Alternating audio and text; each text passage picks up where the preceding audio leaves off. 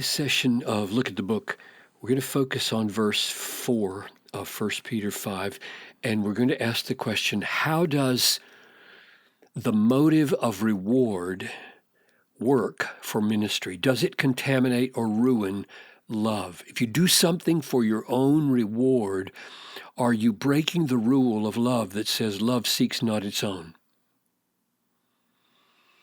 And to answer that question, we'll focus here on verse 4 and try to bore in to how this verse actually works in the context. Father, this issue of whether we should live for, minister for rewards, and whether that distorts, ruins, minimizes, destroys love is an absolutely crucial issue. We want to love authentically, and we want to be faithful to your word when it comes to how you teach about being motivated by rewards. So come and help us, I pray. In Jesus' name. Let's read in context here this verse. Shepherd the flock of God that is among you, exercising oversight, not under compulsion, but willingly, as God would have you, not for shameful gain, but eagerly, not domineering over those in your charge, but being examples to the flock. And don't you agree? Doesn't it sound like this is being given as an encouragement, a help, an incentive, a motive? And when the chief shepherd appears, you will receive the unfading crown of glory. The reason we need this kind of incentive is when you think through what it means to be examples to the flock in view of what this flock has been called to do in the previous 4 chapters, they've been called to suffer. If it's necessary, you have to suffer. A fiery ordeal is coming upon you.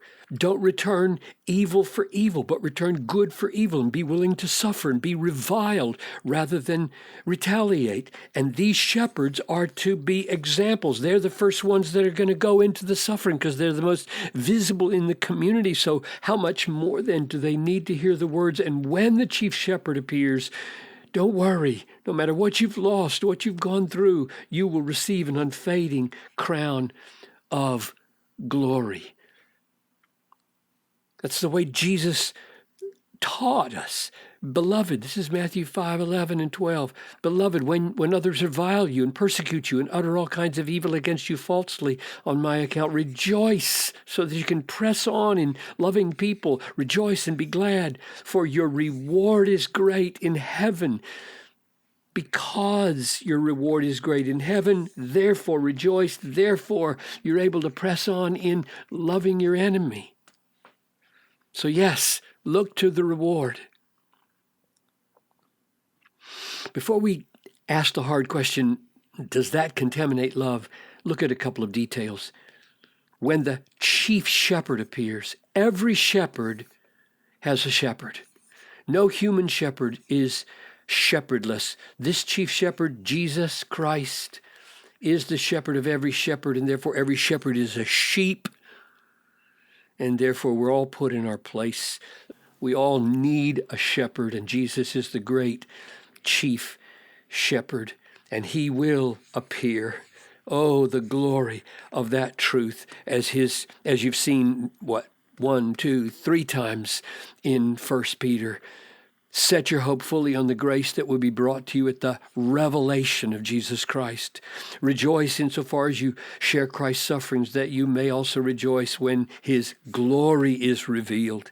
I exhort the elders among you as a fellow elder and a witness of the sufferings of Christ, as well as a partaker of the glory that is going to be revealed. He is coming again, and he's going to reveal his glory. When he appears, he will reward us with what? Unfading crown of glory. Unfading, meaning it lasts forever.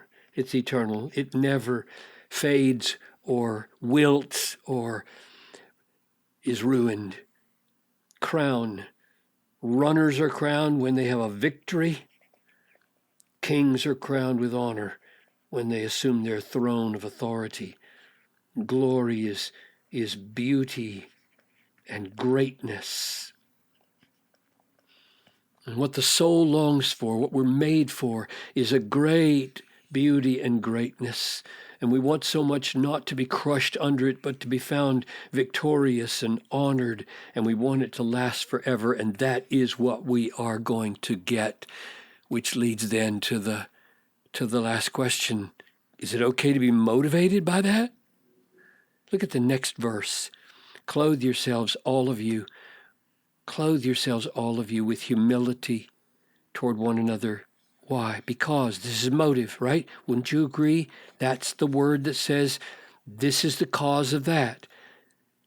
Clothe yourselves with humility because negatively God opposes the proud. Positively, God gives grace to the humble. Do you want grace? Then humble yourself. This is a motive to get this reward of grace. We humble ourselves before the Lord. And so, yes, it's right to be motivated by this reward. And the only question left is, will reward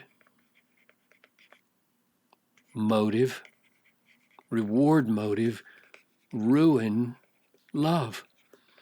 Because love, according to 1 Corinthians 13, seeks not its own. So if you seek your own reward, how can you be loving?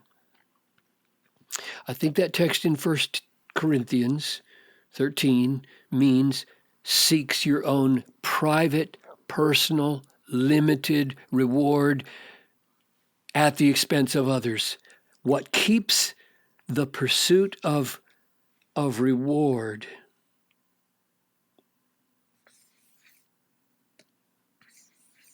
what keeps that from being a love killer, a love ruiner, is these shepherds are seeking, at the cost of their lives, to include others in the same reward.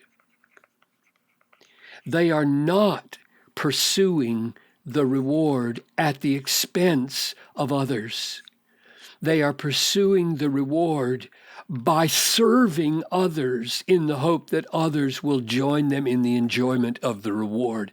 If you don't want this reward, you dishonor Christ who offers it and is it, and you don't love people because what have you got to give them if you don't have a reward that they can have?